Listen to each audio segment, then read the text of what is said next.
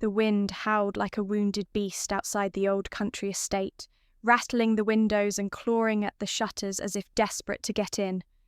Rain lashed the ivy-covered walls, and thunder growled low in the distance, a promise of chaos to come. Inside, the flickering fire in the drawing room cast long shadows against the walls, making everything feel more sinister than it already was. I stood by the tall window, arms crossed, watching the storm rage. It felt fitting. A storm outside to mirror the one brewing within me.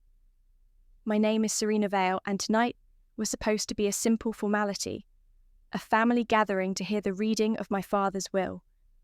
My father, Edward Vale, had built an empire from nothing, transforming a small agricultural venture into one of the most respected ecological development firms in the country.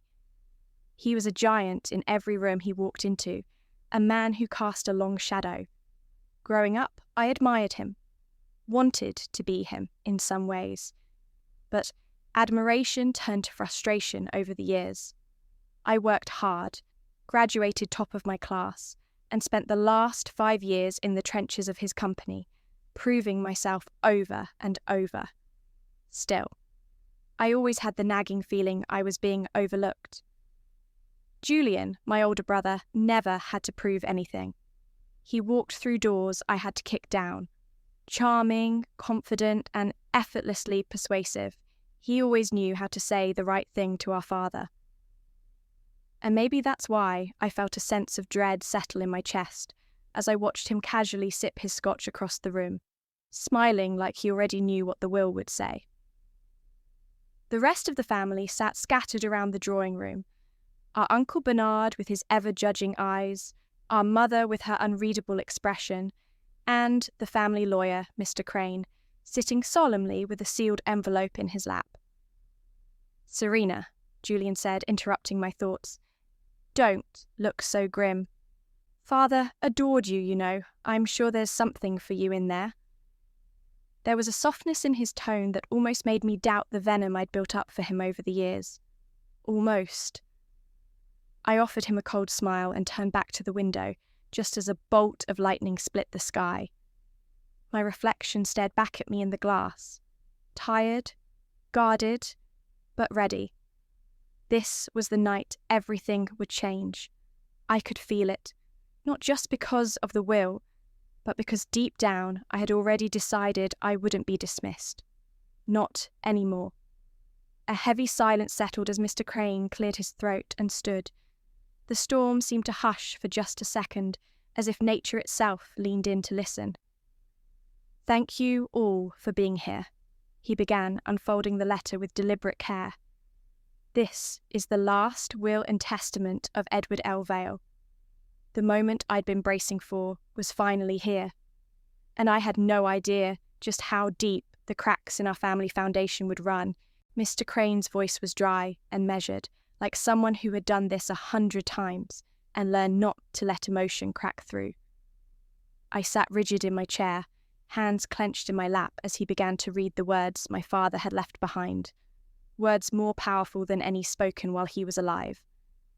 "To my beloved children, Julian and Serena Vale," he read, "you are both the light of my life, and I leave this world with full hearts, knowing I raised 2 capable, passionate individuals."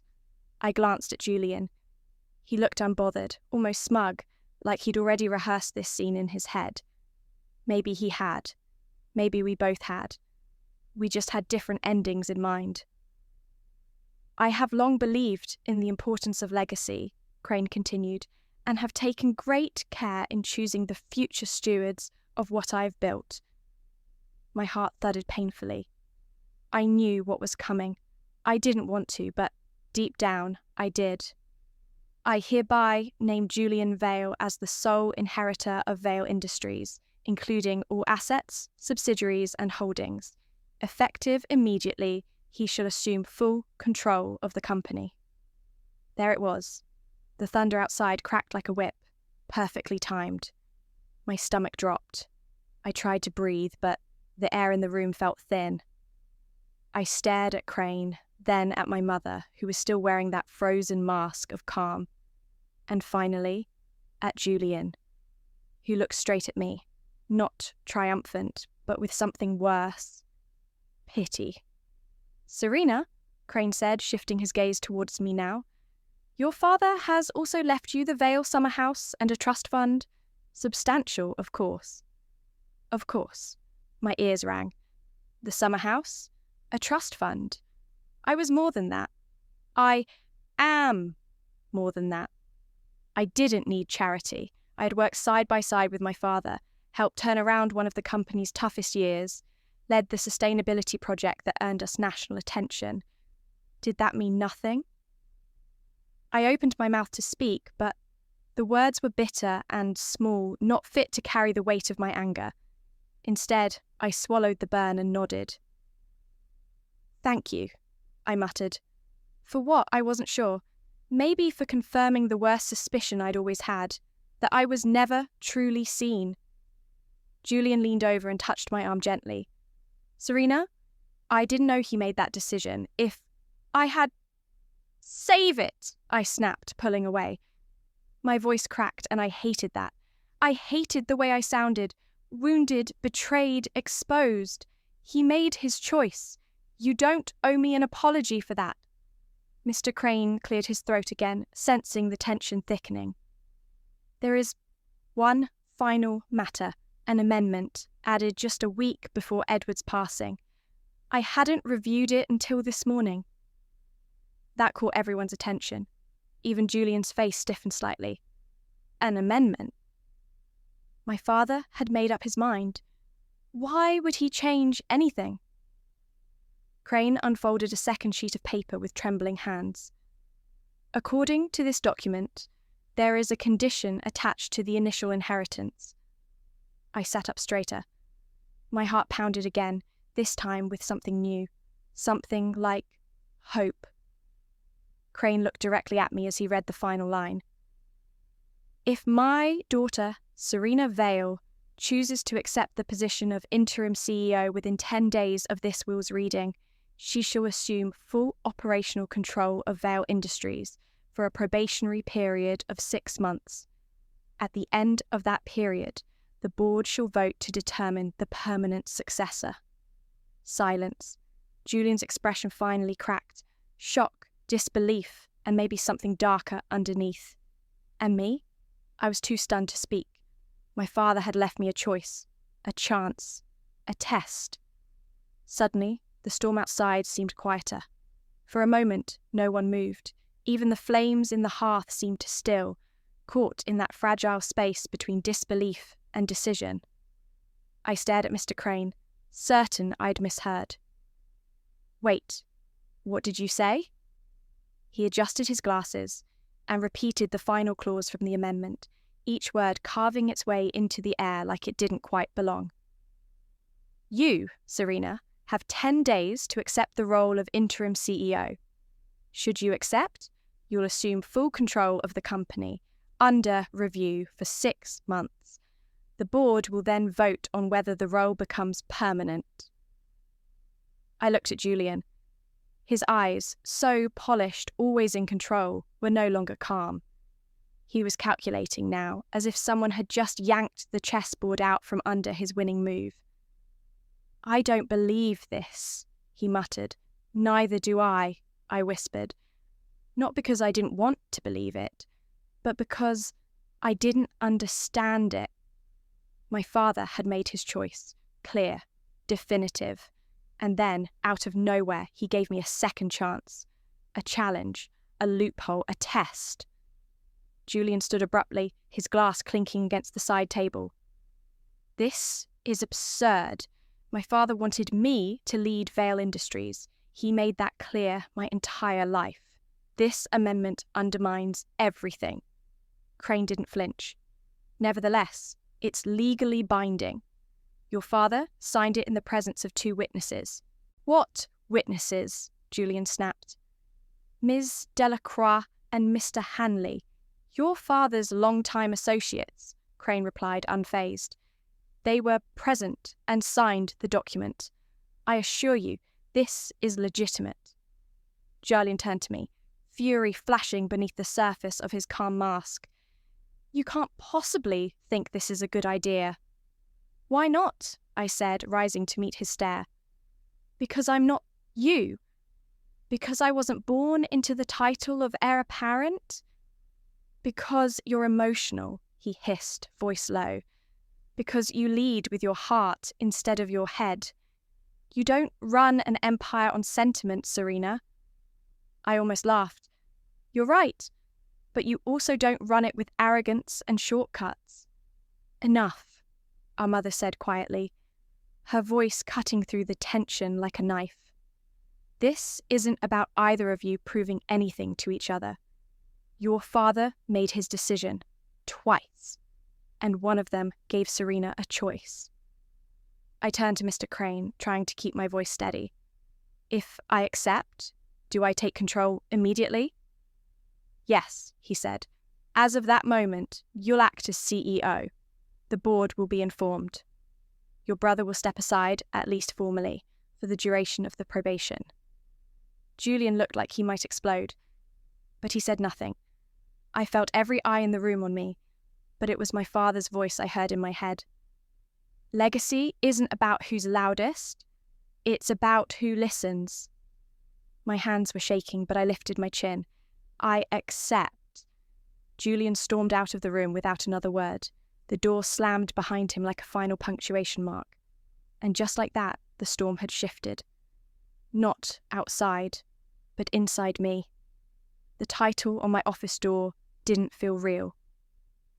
Interim CEO. Just 2 words engraved in brass, gleaming under the hallway light like they were proud of themselves.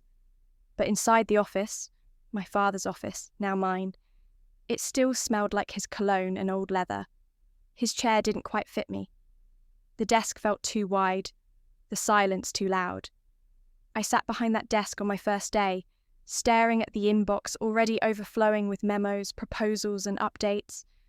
I wasn't naive. I knew this wouldn't be easy, but I hadn't realized how fast the knives would come out. Julian didn't speak to me after the will reading. Not a text, not an email, just cold absence. That silence, though, spoke volumes.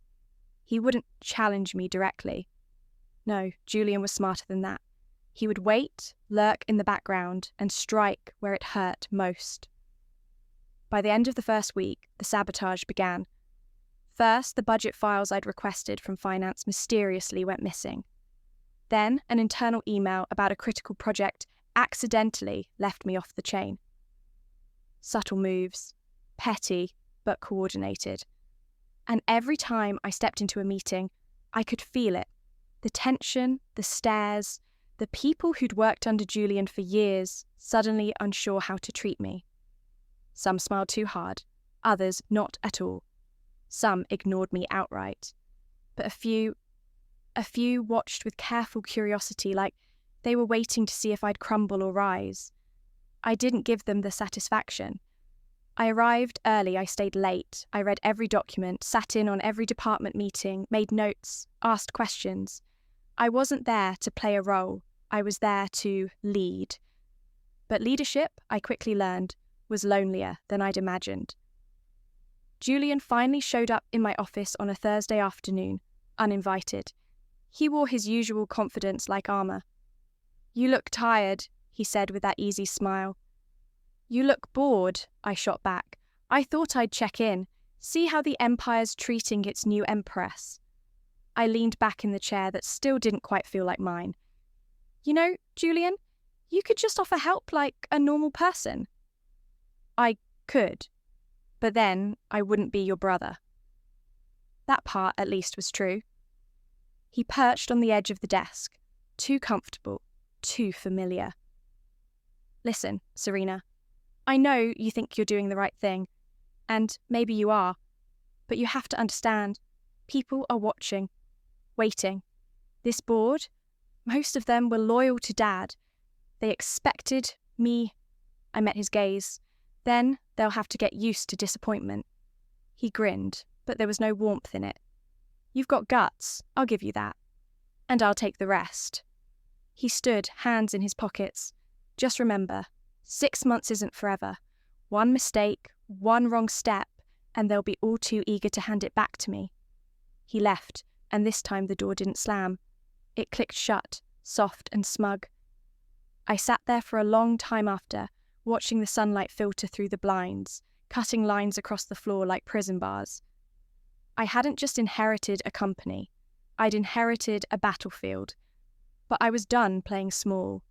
If Julian wanted war, he'd get it. And I wasn't leaving this fight without taking back everything that was mine. I found the first piece of evidence by accident. It was late, one of those nights where the office turns into a second skin and time dissolves. Everyone else had gone home, except for a few cleaning staff. I was working through the quarterly reports, trying to make sense of a set of projections that didn't add up. Vale Industries had launched a sustainability initiative last year, Julian's golden project. He'd charmed the press, secured partnerships, and pitched it to the board as the company's leap into a greener future. But something wasn't right. The numbers I was looking at didn't align with the original proposal. Funds had been redirected, timelines altered, and contracts reassigned without proper oversight. I pulled up the internal communication server and typed in a few keywords just to see what surfaced. And there it was. Emails between Julian and a contractor named Brantley Finch.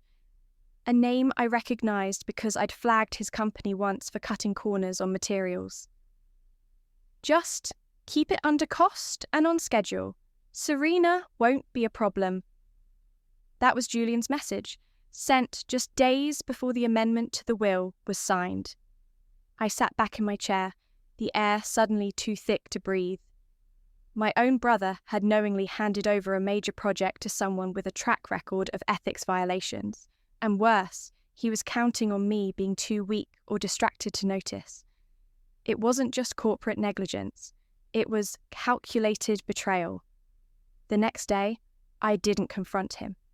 Not yet. I needed more than suspicion and a few damning emails. I needed a case, a file, proof that would hold up not just in an argument, but in a boardroom. So I dug deeper.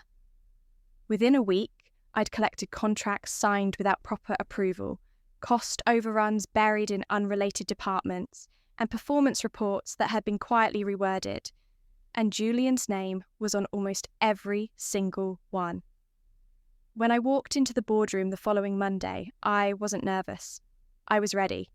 I placed the evidence on the table, hard copies because I wanted them to feel the weight of it. "This is what I found," I said. "Unapproved deals, questionable contractors, and clear evidence that decisions were made behind closed doors, without board consent and against company policy." The board members sat stunned, flipping through the pages. I saw eyes narrow, jaws tighten. This wasn't just a slip-up, it was a pattern. Julian arrived 5 minutes late, unaware of the ambush. When he saw the files in their hands, the shift in the room, he paused. Just for a second. But I caught it, the flicker of panic. "Serena," he said carefully, "what is this?" "This," I replied calmly, "is your legacy, or at least the version you tried to leave behind." Silence wrapped the room like a net. "I'm calling for a formal review," I added, "and a temporary suspension from your advisory role, pending an internal investigation." It was bold, maybe reckless, but it was necessary. The board voted, and for once I didn't need to fight. The evidence spoke louder than I ever could. Julian was escorted out of the building later that day, not in handcuffs, but close enough to humiliation. He didn't look at me as he passed. Maybe he couldn't. And me? I stood in the same spot my father once had, holding the company together with both hands. This time I didn't feel like an imposter. I felt like a leader. It took time for the dust to settle. After Julian's suspension, the building was quieter, but not calm. There were whispers in the hallways, tense glances in meetings, and long silences during boardroom conversations. People were waiting to see what I'd do next, waiting to see if I'd rise or simply fill space until Julian returned. But I didn't come this far to play caretaker. The first thing I did was meet with every department head, not through intermediaries, not filtered by memos or assistant briefings, in person, eye to eye. I listened, asked questions, and took notes. I wanted to hear where things were breaking down, where people felt stuck or silenced. It turned out there were a lot of cracks beneath the company's polished surface. Then I made my first move. I shut down the Finch contract. Completely. We'd lose money, short-term pain. But it was better than continuing to let a parasite feed off the company's name and reputation. I replaced the deal with a vetted supplier who had a proven track record of ethical, sustainable practices. The board hesitated, but didn't stop me. Next came the internal code of ethics review. I worked with HR and legal to rebuild it from the ground up. Clearer accountability, mandatory disclosures, anonymous reporting systems that actually worked. It wasn't glamorous, but it was necessary, and people noticed. A week later, I hosted a town hall with the staff. No script, no teleprompter, just me standing in the middle of the main atrium, speaking from my gut. I know the last few months have been filled with uncertainty, I said. I won't pretend to have all the answers, and I won't stand here and promise perfection. But I will promise this company is not just going to be about profit margins and market shares. We're going to lead with purpose. We're going to rebuild trust from the inside out. They didn't clap, not right away. But they listened. And when I stepped down from the stage, people came up, shook my hand, thanked me, told me they finally felt like someone was paying attention. I think that's when I knew, not that I could win this, but that I wanted to. Julian sent me a message weeks later, a single line. You always were better than I gave you credit for. No apology, but maybe a truce. I didn't respond. Instead, I focused on the board's next vote. 6 months was approaching fast, and they'd soon decide whether I stayed or stepped down. But somewhere between the long nights, the high-stakes meetings, and the quiet victories, I realised something surprising. I didn't need their validation to know I belonged here. I already did, not because I had my father's name, but because I earned it. The day of the board vote was cold and clear.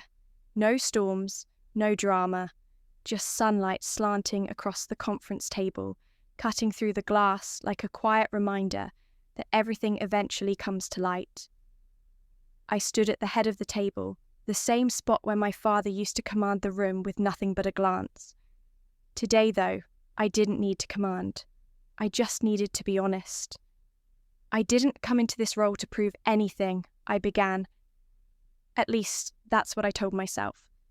But, truthfully, I did. I wanted to prove I was more than a placeholder, more than someone's daughter. I wanted to show you, and maybe myself, that I could do more than survive in this chair, that I could lead from it. A few board members nodded. Others just watched, pens idle in their hands. I went on. I haven't been perfect. I've made mistakes. But I've also listened. I've rebuilt trust. I've made tough decisions that put people ahead of profit. Because I believe that's where the real power is. Not in control. In responsibility. I paused and let the silence sit. They voted. It wasn't unanimous, but it didn't need to be. The motion passed. Permanent CEO. No more interim. No more testing period. Just me and a title that finally felt like it belonged. After the meeting, I stayed behind, alone in the quiet room that had once felt like my father's kingdom. I thought about everything it had taken to get here. the nights I doubted myself, the looks that told me I wasn't enough, the storm that started it all, and Julian. He never showed up for the vote. I don't think he could bear to watch the ending he hadn't written, but maybe that was for the best. This story wasn't his to finish. Later that night, I walked through the empty halls of the building. My building now. I stopped by the front lobby, where the company's mission statement was engraved in metal.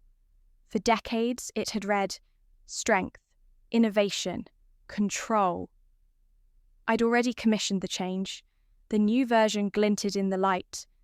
Integrity, vision, people. That's the legacy I want to leave. Not one of domination or entitlement, but one of kindness, accountability, and quiet strength. Because I've learned something in these past 6 months. Power isn't about who shouts the loudest. It's about who listens the longest. It's not about being right all the time. It's about doing what's right, even when it costs you. And maybe most of all, it's not something you take. It's something you earn. And I have.